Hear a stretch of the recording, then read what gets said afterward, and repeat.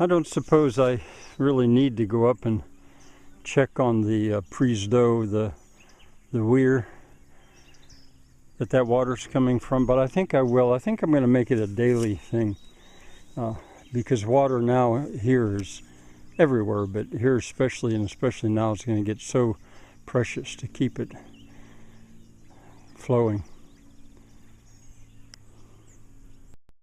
It's interesting to me to see how the vegetation is closing over the Zanja, and I'm a little surprised to see that much tussock sedge, new tussock sedge.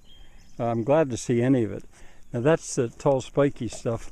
This is Pennsylvania sedge. That's nut sedge, and there's not really any grass here. But I noticed just yesterday there's ragweed, and ragweed is hated by most gardeners around here. It's no problem at all for me because the pigs eat it. They love it. So it's just now coming on, and it's a great restorer of soil that's been plowed or whatever. There's another plant that you might recognize. That's water plantain. This is Jeffrey Weir, and it's where I'm going to be making a daily visit. I think for as long as this dry spell, becoming a drought, is in practice.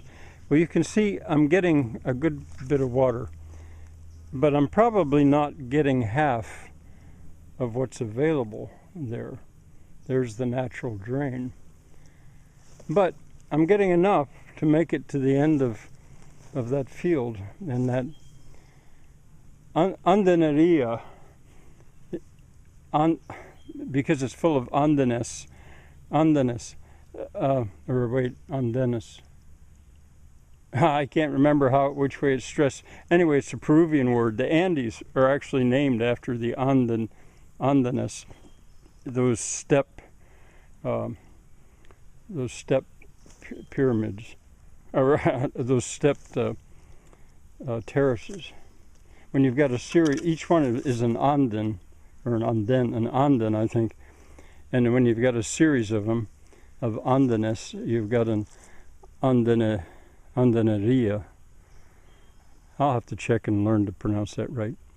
So anyway, that little bit of water is enough to serve that terraced landscape out there in the dry for now.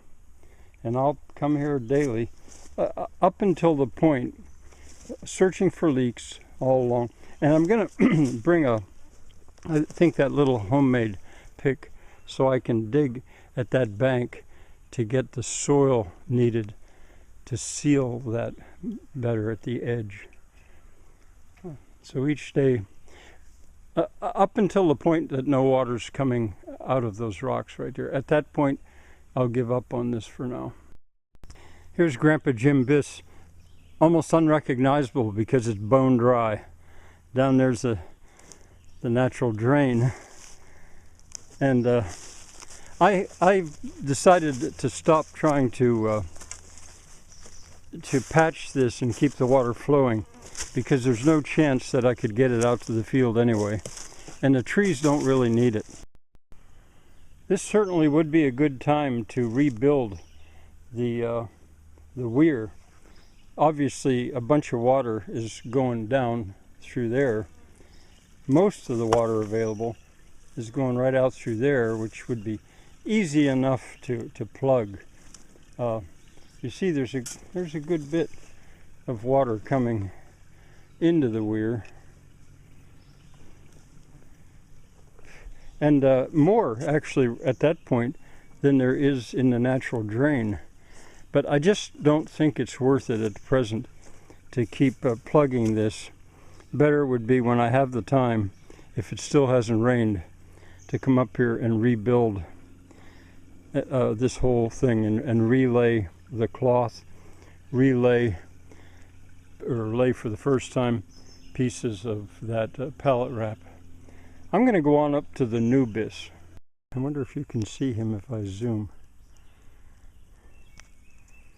I don't see very many of them up here. I'll make him run. There he goes. I have my hand shaking so because I've been climbing that hill. Huh? He's not too worried about me. This is the Nubis. Looks about the same. There's even water going as far as I took it. And there it's going down into the ground, into the rocks. I'm not going to do much more here, but at this point, if I started to line it with this stuff, with pallet wrap, I could keep that water going for a very long ways. But just that water, because it's impervious. But I like it soaking into the ground, and I'm going to do that as much as I can as I go along. That's a much better way to have it. I don't see any obvious leaks, so I may do nothing here. I probably will do nothing here. I noticed that the bale wrap or pallet wrap that I laid down there, once again, it's collecting sediment. You can see it so clearly. You know, that's in 2 days.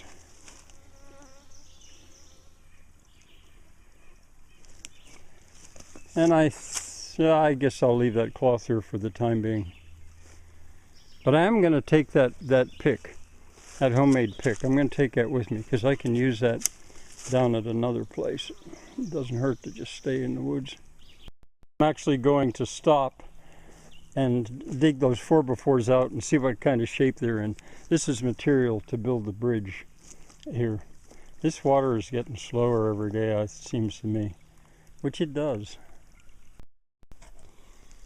Well, there are the 4x4s. They're very healthy indeed. It's almost as if they were treated, but I'm sure they weren't. I'm pretty sure.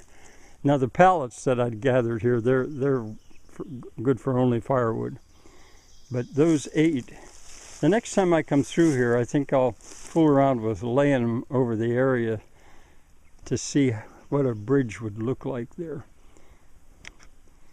But at least I got them out and didn't run into snakes or maybe little bugs I don't know about that are crawling on me, maybe, I don't know.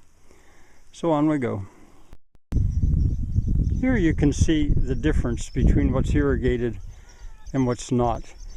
This has been treated the same. Both pigs and goats have been on here cleaning it up, and they've been on there as well.